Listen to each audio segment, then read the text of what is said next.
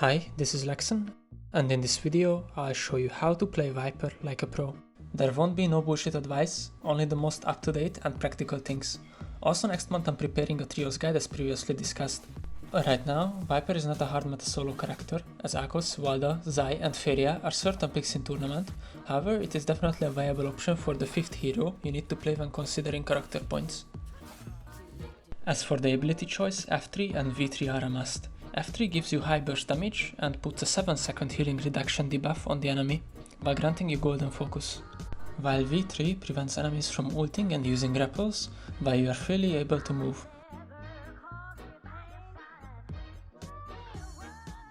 As for the Glyphboard, I like to use a lot of energy and dodge energy cost reduction, and I also use a lot of Kuda reduction, but you can switch that with some grappling distance.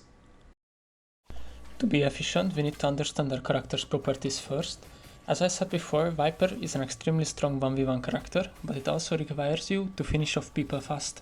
It is momentum based, thus mainly your early and mid game will determine how many points you get.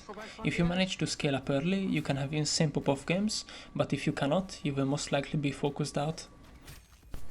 The first and arguably the most important phase with Viper is early game, as you want to have an explosive start to your game. Here I would rather avoid hot drops, as people are afraid to commit to fights and you will lose in a fight of sustaining. Rather, I would drop on 1 or 2 people and isolate fights. Viper F is extremely powerful in early game because the high damage gives you a lot of pressure. Now I'm going to show you how you can use Viper in an early game, and also there are going to be some non-Viper specific things, so you can also utilize it with other characters.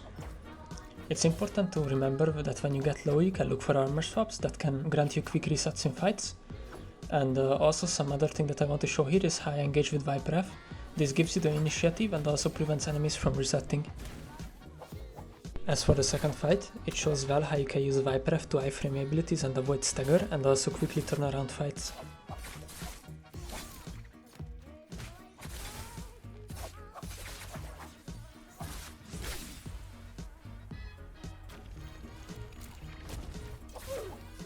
Now let's get a bit more in depth with the mechanics of F. So there are 2 different states in which you can use F, there is the standing and the jumping F. Standing F is faster but the range is lower, while jumping F is like 18 to 20 meters range, which is really insane. And if you don't hold W in the air, it also gives you auto targeting, so you don't even need to aim. Hitting F will knock back the enemy and will grant you the opportunity to follow up. It's usually one light attack or maybe a 1-2 on certain weapons. Some weapons just work out on Viper and some just don't, so I'll give you a short tier list of what you could play and what you shouldn't. The best things you can do is play dagger and staff because of the high mobility and high damage the weapons give you, but I also feel like nunchucks needs a bit more attention because it syncs up really well with the Viper ultimate. If the enemies are hold checking, you can just clash them with the nunchuck LMB focus. While the F is a really OP ability, it's also a 2-edged sword. If good players can predict your F timing, they can tap or hold dodge it and then punish you with a combo. So what I suggest you to do is try to be slightly off rhythm, don't be too obvious about your releases. You can time it so that you can catch tap dodges with it, or just in general use it when people don't expect it. If you can master all of these, you should have a smooth and seamless early game, and at this point in the game you should also have some money. Don't forget to go to the Rift dealer. I usually like to buy 1 item bag and 1 soul jet bag upgrade and just spend the rest on soul jets. Soul jets are the thing that really give you the edge over the other players, so rolling is top priority. Now we are entering the second phase of the game, which is early mid game.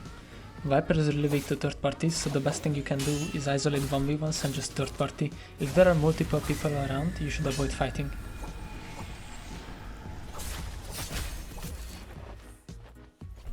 This is a great example of how you can use Viper F to third party. Jumping in with an F is a great hit and run tactic. Even if you don't kill the enemy, you can finish them up because they cannot reset with the healing reduction. Now let's see how you can use Viper's most important ability, the ultimate, properly. It will block enemies from using grapples and using abilities, so it will be easier to chase them. And your main goal should be to follow up on the final stun of the ultimate. Since enemies are able to move, they will try to fight back. What most people do is they either hold focus and try to hold check you, or they try to run away. To counter this, it's the best if you can have your F up while you have your ultimate, but also having a nunchuck is really good against hold checkers. The best way to set up your ultimate is to use the F on the enemy. This will break some of their armor. At this point you just kite for your next F rotation, and once the enemy is low enough, you can press your ultimate. Your F will help to stagger him and also do a lot of damage, and this will also allow you to do a follow-up on the stun at the end. So once you use their ultimate, you want to reset as quickly as possible. To do this, you need to remember the Firefly locations on the map. This is a picture from Naraka tools, by the way, that you can also download on your phone, so if you don't want to remember everything, you can just also have it open. So now that we are in mid-game, we need to decide whether we want to go Yang or not, and at current patch I really suggest you not to go. It's because most meta characters have better ultimates than Viper, and people are also not afraid to insta-ult you in a Yang. That's what you usually want to take advantage of, that you can make them low without them ulting, and then you can press your ultimate and finish them off without them being able to use abilities. So if you decide to stay outside though, what you can do is look for people with young depletion and third party them once they are forced to fight. You can also take bounties and stalk people. You usually don't want to engage head on, like in a straight 1v1, because you will get third party, and Viper is extremely vulnerable to that. Overall, Viper is very weak when there are a lot of third parties around, so I don't think it's a good mid or late game character.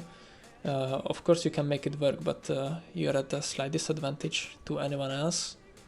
You need to stay mobile and you need to stay on high HP because you won't be able to reset most of the times.